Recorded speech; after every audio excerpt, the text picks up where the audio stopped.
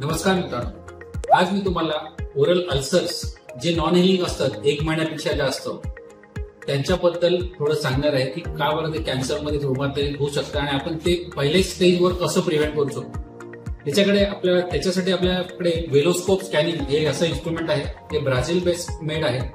हे तुम्ही याच्यात बघू शकता।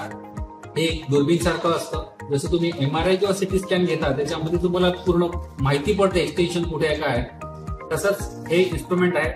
हे तुम्ही बघू शकता, असे आहे।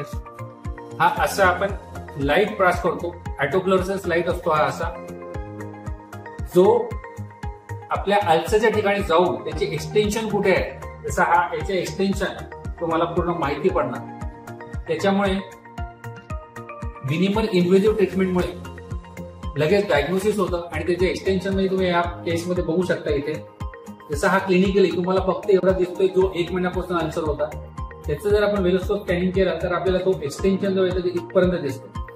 त्यामुळे पेशंटला लगेच लक्षात येतं की माझं वाढतंय किंवा याच्या आता मी लगेच ट्रीटमेंट केली पाहिजे आणि आपण त्याच्यामुळे बायोप्सी घेऊ किंवा आपण त्याच्यानंतर पुढची जर कॅन्सर असेल तर त्याचा अवॉइड होईल किंवा पहिल्या स्टेजवर आपण कव्हर करू शकू। त्यामुळे वेलोस्कोप स्कॅनिंग करणं हे फार गरजेचं आहे। धन्यवाद।